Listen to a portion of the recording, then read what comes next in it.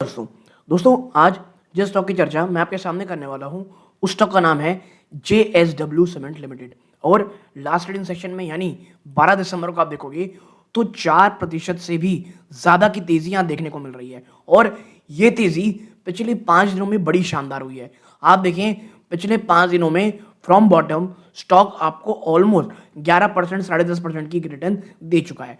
और ऐसे में वो निवेशक जो JSW सीमेंट से बहुत बहुत ज़्यादा परेशान थे, आपको समझना होगा स्टॉक ने इतनी भयानक गिरावट दिखाई है निवेशकों के सामने। आप देखें पिछले ये आप कह सकते हैं पीछे चलते हैं, इसने जो हाई लगाया था वहाँ से एक समय स्टॉक 32% टूटा। हाँ, अब वहाँ से स्टॉक 23% हो चुका है।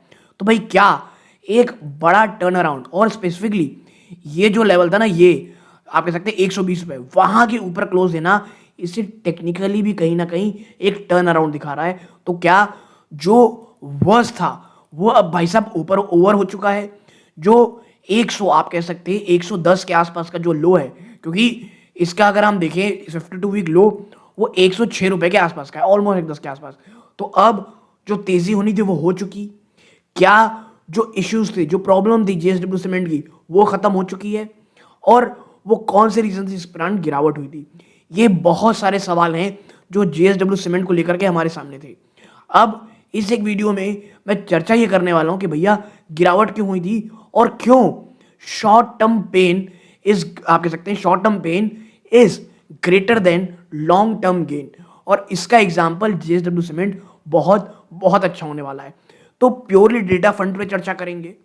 JSW सीमेंट में क्यों अभी भी कई निवेशक हैं, स्पेशली पिछले कुछ दिनों में जो रिपोर्ट आ रही हैं वो बहुत एंथुसियास्टिक हैं, बहुत पॉजिटिव हैं JSW सीमेंट को लेकर के। और जो अब एक 110 रुपए के आसपास का एक बड़ा सपोर्ट जोन वापस से JSW सीमेंट में आ चुका है। और अगर मंडे को, यानी मैं ये वीडियो रिकॉर्ड कर रहा हूँ सैटरडे को, अगर मंडे से लेकर के आप देखेंगे स्टॉक ट्रेडिंग स्टार्ट होगी 120 के ऊपर ये ट्रेड करते हुए बरकरार रहता है, इफ बड़ा इफ बोल रहा हूँ मैं, तो फिर टेक्निकली भी चीज़ें कहीं ना कहीं अच्छी दिखेंगी। तो तमाम चीज़ों में चर्चा करेंगे। JSW सीमेंट में अगर आप निवेश की सोच रहे हैं, बहुत इंपॉर्टेंट ये वीडियो होने वाली है।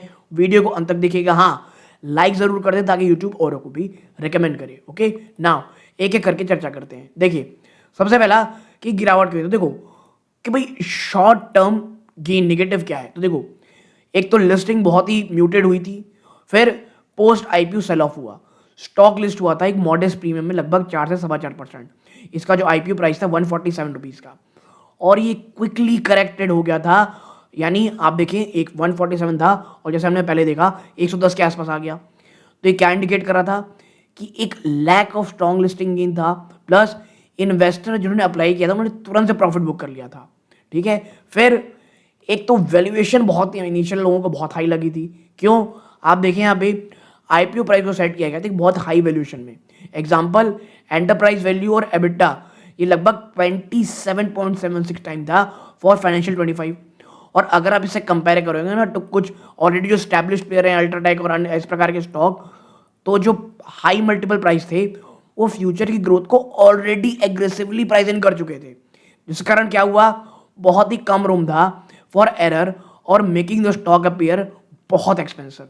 यानी एक और नेगेटिव जो अभी भी चल रहा था। हाँ, अब वो कहीं ना कहीं जो फ्रॉड थी, जो एक बर्फ जमी थी, वो हट चुकी है इस गिरावट के बाद। ठीक है, और आप आगे देखोगे heavy volumes at all time low. तो भैया गिरावट जो थी वो बहुत ज़्यादा सीवियर तो थी ना। अब आते हैं फंडामेंटल फाइनेंशियल और बिजनेस कंसर्न्स को लेकर के। देखो सबसे पहला इनकंसिस्टेंट प्रॉफिटेबिलिटी और रिसेंट में जो कंपनी को लॉस हुआ था। JSW ने रिपोर्ट किया था नेट लॉस कितना है, अप्रॉक्सीमेटली 163 करोड़ रुपीस का फाइनेंशियल 25 में। और ये एक बहुत ही बड़ी गिरावट थी प्रॉफिट में अगर आप इसे कंपेयर करोगे पिछले सालों में। अब भैया वैल्यूएशन आपकी इतनी हाई है और आप लॉस दिखा रहे हो, और रेवेन्यू ग्रोथ और पैट उसने में भी ना बहुत उतार चढ़ाव थी पिछले 3 सालों में। तो ये सबसे स्ट्रॉन्ग नेगेटिव था। फिर वीक मार्जिन और प्रॉफिट रेशियो क्या है, एबिटा पर टन देखो लगभग 645 रुपीज़ था फाइनेंशियल 25 में एबिटा पर टन, और ये सिग्निफिकेंटली बहुत ज़्यादा कम है। अगर आप जो लीडिंग पीयर है ना, जैसे अल्ट्राटेक आप देखोगे वो 979 रुपीज़ है, और जो पैट मार्जिन था वो भी निगेटिव था, अप्रॉक्सीमेट -2.7%। तो ये क्या दिखा रहा है, ऑपरेटिंग परफॉर्मेंस में बहुत प्रेशर था, ये एक और नेगेटिव हो गया। इसके साथ साथ एक और प्रॉब्लम, हाई कर्जा और लेवरेज। कंपनी का जो नेट डेट था टू एबिटा वो हाई था, लगभग 4.86 टाइम्स फाइनेंशियल 25 में, और ये बहुत ज़्यादा हाई है अगर आप इंडस्ट्री लीडर से देखोगे। तो आपका जो टोटल कर्जा है वो लगातार बढ़ रहा है। क्यों? क्योंकि आपको कैपेसिटी एक्सपेंशन करनी है। वाइल जो आईपीओ से पैसे आए थे वो कहीं ना कहीं थोड़े बहुत यूज करके आपने थोड़े कर्जे कम किए, बट जो बड़े बड़े प्रॉब्लम थी वो अभी भी थी। एक और नेगेटिव, तो भैया इससे परफेक्ट चीज गिरावट की रेसिपी की हो ही नहीं सकती। पहला, आप आईपीओ में आए, वैल्यूएशन हाई रखी, फिर आपके जो रिजल्ट है उसमें प्रॉफिट और टैक्स में कमी, आपने लॉस दिखाया, इसके साथ साथ आप एक बहुत हाई कर्जे में दिख रहे हो, फिर आपके मार्जिन वो निगेटिव है। तो भाई साहब गिरावट अभी नहीं होगी तो क्या होगी? और इसीलिए ये जो छोटी सी बढ़ोतरी हुई है ना, बस इससे खुश नहीं रहना है हमको, हमें अभी भी याद रखना है कि आखिर जेएसडब्ल्यू सीमेंट में गिरावट हुई क्यों थी भाई साहब। ठीक है, फिर आप नीचे चलते हो, लो कैपेसिटी यूटिलाइजेशन। देखो जो ग्राइंडिंग कैपेसिटी यूटिलाइजेशन है वो बहुत कम है भाई साहब, मात्र 58 to 63% यूज हो रहा है आपकी कंपनी का, जो आपकी फैक्ट्री है उसका, इन कुछ पीरियड में। यानी कि जो कंपनी का एसेट, यानी भाई आपकी जो फैक्ट्री है आप उसका मात्र मैक्सिमम 63% यूज कर पा रहे हो, तो आप तो अंडर यूटिलाइज कर रहे हो। ठीक है, यानी फुल यूटिलाइज नहीं हुई है, जिसके कारण आपका आरओई गिर रहा है, रिटर्न ऑन कैपिटल एम्प्लॉयड गिर रहा है, ये एक और निगेटिव रहा। ठीक है, फिर आप आगे बढ़ोगे और देखते हो कि बिजनेस स्ट्रक्चर कंपटीशन। तो भाई साहब सीमेंट में तो कट थ्रोट कंपटीशन चल रहा है। इंडिया का जो सीमेंट सेक्टर है वो बहुत ज़्यादा कॉम्पिटिटिव है, और जो बड़े स्टैब्लिश प्लेयर हैं, अल्ट्राटेक, श्री सीमेंट, डालमिया भारत, जो एक अच्छा प्राइसिंग पावर एंजॉय करते हैं और स्ट्रॉन्गर डिस्ट्रीब्यूशन नेटवर्क देखते हैं, वो एक बड़ा थ्रेट इसे अपना रहे हैं। फिर डिपेंडेंसी ऑन जेएसडब्ल्यू ग्रुप, एक बहुत बड़ा पोर्शन, लगभग 90% इनका जो की मटेरियल, रॉ मटेरियल है, ब्लास्ट फर्नेस स्लैग, वो जेएसडब्ल्यू स्टील से आता है। वाइल ये ना एक कॉस्ट इफेक्टिव है, कॉस्ट सिनर्जी है कि भैया स्टील का जो माल खराब हुआ, खराब मतलब जो बाई प्रोडक्ट आप कह सकते हो, वो हम यहाँ बेच दिए, लेकिन ये सिंगल सप्लायर रिस्क भी पैदा करता है, ये जरूर याद रखिएगा। यानी एक और रिस्क हो गया। फिर एक और चीज, जब आईपीओ आया था तो इसके नाम पे जेएसडब्ल्यू को बहुत बेचा गया था। वो क्या था? Focus on blended green cement. देखो जेएसडब्ल्यू सीमेंट की जो मोट है, यानी जो इसका सबसे ज्यादा सेलिंग पॉइंट है, वो यही है कि ये लीडर है ग्रीन सीमेंट में। इंडिया के लार्जेस्ट जीजीबीएस प्रोड्यूसर हैं, ग्रीन सीमेंट प्रोड्यूसर, और ये स्ट्रॉन्ग पॉजिटिव था लॉन्ग टर्म के लिए, और ये अभी भी अपॉर्चुनिटी है for a long term positive. तो यानी कि जो ये चीज़ है ना, ये लॉन्ग टर्म के लिए तो बहुत अच्छा है, लेकिन करेंटली जब आप इतने हाई वैल्यूएशन, इतनी निगेटिविटी, इतने लॉसेस दिखा रहे हो, तो ये कहीं हद तक दब जाता है। ठीक है, फिर हम आगे बढ़ते हैं। अब बात कर लेते हैं कि भाई कंपनी एग्रेसिव एक्सपेंशन प्लान भी कर रही है। आप देखें, कंपनी का एक एम्बिशियस प्लान है कि अपनी कैपेसिटी को बहुत बड़ी मात्रा में बढ़ाना है। उसके लिए क्या लगेगा? वो है कैपेक्स, पैसे।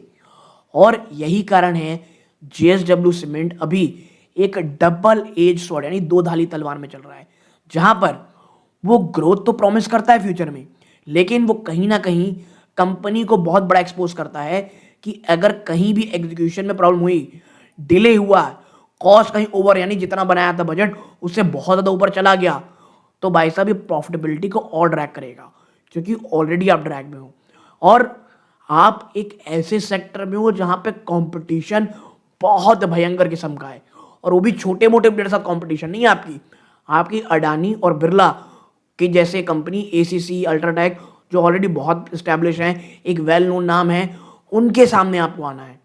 तो ये एक चीज़ है, तो कहीं ना कहीं ये रिस्क दिखा रही है, ये अपॉर्चुनिटी भी पैदा कर रही है। ठीक है, फिर अब आप कंक्लूजन देखोगे तो क्या है? तो देखो, शॉर्ट टर्म ट्रेडर इन्वेस्टर, तो भैया देखो स्टॉक करेंटली एक स्ट्रॉन्ग बेरिश ट्रेंड दिखा रहा है, ट्रेड कर रहा है बिलो की मूविंग एवरेज, जैसा मैंने कहा, बट जो 120 रुपए के ऊपर आपको स्टॉक क्लोज करके दिया है, आने वाले मंडे ट्यूसडे में जब भी ट्रेड स्टॉक मार्केट ओपन होगा, उस समय अगर कंपनी 120 के ऊपर अपने आप को कह सकते हैं स्टैब्लिश रखती है, तो नेक्स्ट टारगेट होगा 150 रुपये। और मैं बता दूं आपको, इसकी आईपीओ प्राइस 147 थी, तो भाई साहब पहले तो आईपीओ प्राइस तक ही पहुंच जाए तो ये इमीडिएट फाइनेंशियल परफॉर्मेंस एक बहुत बड़ा ड्रैग है स्टॉक प्राइस में, और एक हाई रिस्क है फॉर शॉर्ट टर्म गेन। फिर medium to long term investor 2 से 5 साल से ज़्यादा, तो देखो इसे पेशेंस रिक्वायर है, इसे पेशेंस चाहिए और कन्विक्शन चाहिए। कंपनी एक एग्रेसिव ग्रोथ फेज में है, कंपनी आईपीओ फंड का यूज कर रही है कैपेसिटी एक्सपेंशन में और अपने कर्जे को कम करने में। इसकी स्ट्रेंथ कहाँ पे है?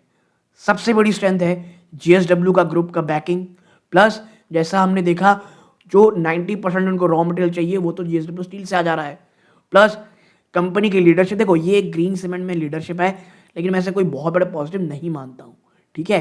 कंपनी स्ट्रैटेजिकली आप कह सकते हो भाई कंपनी आप ये कह सकते हैं कि जो स्ट्रैटेजिक एक्सपेंशन है वो इसे एक पैन इंडिया प्लेयर बना सकता है, लेकिन जैसा मैंने कहा कि ये इन्वेस्टमेंट इसेंशियल है, a bat on successful execution. यानी ये तमाम चीज़ें ठीक है, आप एक्सपेंशन करो पूरे भारत में जाओगी, लेकिन आपको उसके लिए एग्जीक्यूशन बहुत अच्छा रखना पड़ेगा, और अगर कहीं भी इशू होता है तो गिरावट है। तो अगर हम रिस्क असेसमेंट देखें तो ये मॉडरेट से हाई रिस्क आज भी सामने है। क्यों क्यों है भैया? देखो क्योंकि जो इन्वेस्टमेंट है ना, ड्यू टू हाई लेवरेज और जो इनकंसिस्टेंट प्रॉफिटेबिलिटी है, हिस्टोरिकल है, यानी जैसे हमने देखा पिछले 3 सालों में फ्लक्चुएशन था, इवन लास्ट क्वार्टर में तो कंपनी ने एक लॉस बुक किया था। प्लस स्टॉक की जो वैल्यूएशन है बहुत ज़्यादा सेंसिटिव है to its ability to turn profitable quickly, और एक सुपीर देखो सबसे बड़ा टर्न अराउंड मुझे ये लगता है जेएसडब्ल्यू सीमेंट का तब होगा जब एबिटा पर टन पोस्ट एक्सपेंशन आएगा, ठीक है। अभी जिस प्रकार से इनका है, हमने ऊपर चर्चा की, उससे कहीं आप कह सकते हैं जो उनकी स्टैब्लिश अल्ट्राटेक या इस प्रकार की उनके एटलीस्ट आसपास ही आएगा, वो सबसे बड़ा टर्न अराउंड रहेगा, ठीक है। तो ये जेएसडब्ल्यू सीमेंट को लेकर के एक आप कह सकते हो इशू जो आपको ध्यान में रखने हैं। हाँ, जो एक जंप आया 5 दिनों में, ये भैया इसे ये जरूर याद रखिएगा कि ये एक कहीं ना कहीं डेड कैट बाउंस हो सकता है कि भैया गिरावट थी और फिर बाजार में काफी तेजी पिछले 2 दिनों में, तो कहीं उसका ना जंप हो, ठीक है। तो आपकी क्या राय है जेएसडब्ल्यू सीमेंट को लेकर के बताइएगा। ये इस वीडियो का अंत है। जय हिंद।